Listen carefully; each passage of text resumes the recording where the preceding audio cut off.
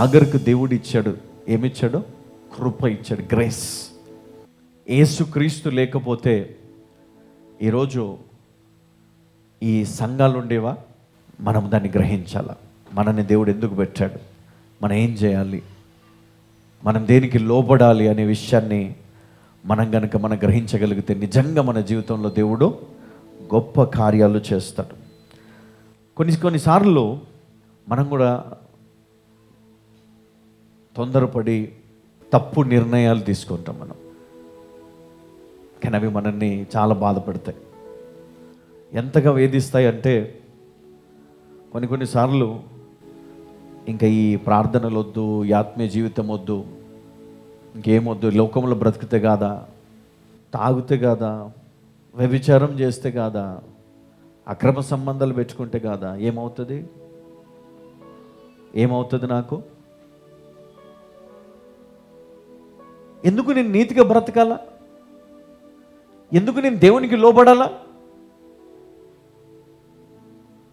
ఎందుకు నేను పవిత్రమైన జీవితం జీవించాలా?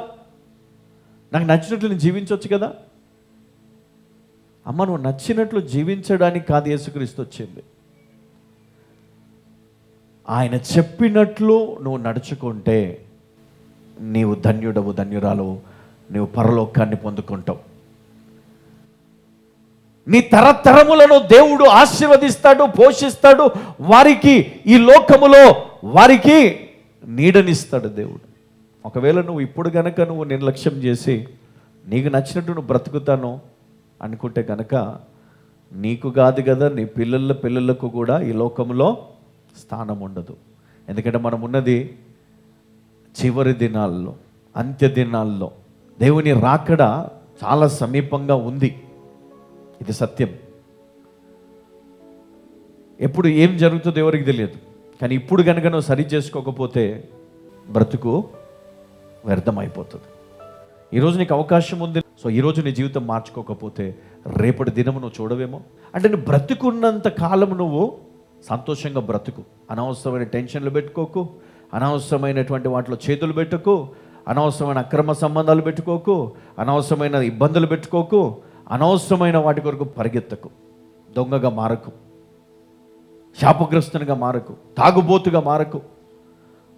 బ్రతికే కొంతకాలము మంచి ఆరోగ్యాన్ని సంపాదించుకో, వెనక్కి రా. ఆ తాగుబోతుతనం కానీ ఆ సిగరెట్లు, నీకు చాలా సంతోషం కదా సిగరెట్ తాగుతూ ఉంటే. ఏమవుతుంది? దేవుడు వాక్యంలో పెట్టి చెప్పిండా? ఎక్కడన్నా బైబిల్లో ఉందా సిగరెట్ తాగొద్దని, గుట్కాలు తినొద్దని? అపవిత్రమైన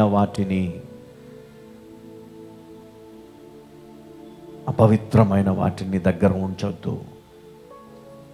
అది నిన్ను పాడు చేస్తుంది, అది మత్తుని కలుగజేస్తుంది, అది క్రోధాన్ని తీసుకొస్తుంది, అది కోపాన్ని రగిలిస్తుంది, అది పాపాన్ని ప్రేరేపిస్తుంది.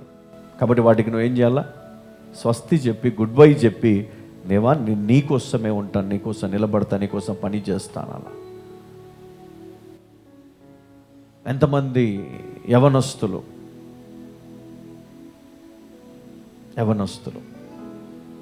వాళ్ళకి తెలుసు వాళ్ళు ఏం చేస్తున్నారు, వాళ్ళు ఎట్లాంటి జీవితం జీవిస్తున్నారు. కానీ ఈరోజు నేను మీకు చెప్తున్నాను, ఇదిగో దేవుడిచ్చిన మంచి జీవితాన్ని పాడు చేసుకోకండి. హాగరుకు మంచి పొజిషన్ ఇచ్చాడు దేవుడు.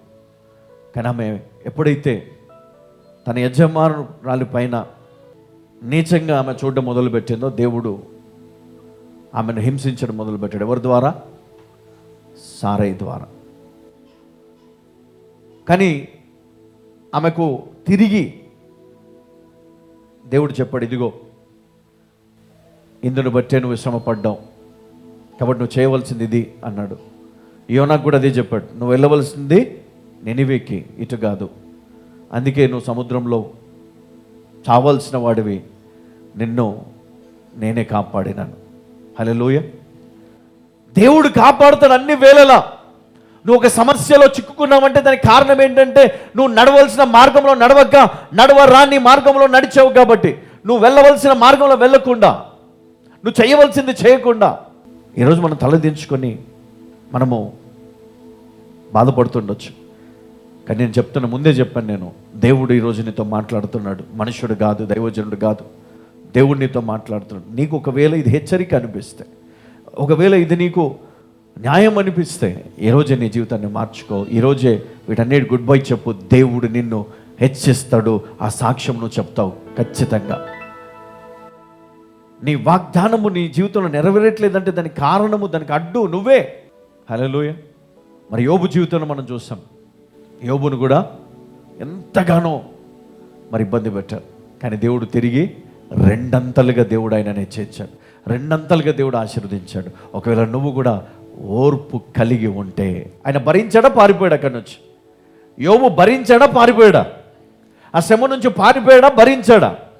ఎస్ బ్రదర్, ఈ సమస్య నన్ను విడిచిపోవట్లేదు బ్రదర్, ఈ బాధ నన్ను విడిచిపోవట్లేదు, ఈ కష్టం నన్ను విడిచిపోవట్లేదు, నా పరిస్థితి మారటం లేదు, నా అప్పులు పోవట్లేదు, నా వ్యాధి పోవట్లేదు, నా బాధ పోవట్లేదు, హింసింపబడుతున్నాను అని ఎంతోమంది ఈరోజు బాధపడుతున్నారు కదా.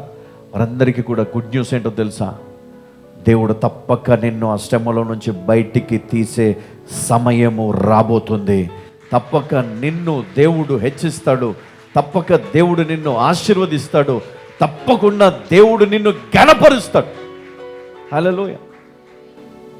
ఈరోజు ఎవరైతే నిన్ను అవమానిస్తున్నారో, ఏం లేదని నేను పక్కన కూర్చోబెడుతున్నారేమో కదా, ఏం లేదు, నీకు విలువ లేదేమో, నేను గుర్తించటం లేదేమో, అవమానింపబడుతున్నావేమో, ఈరోజు తృణీకరింపబడ్డావేమో, నీ టైం రాబోతుంది. హల్లెలూయా. దేవుడు నిన్ను హెచ్చించే సమయం రాబోతుంది. దేవుడు నిన్ను తలగా నియమించే రోజు రాబోతుంది.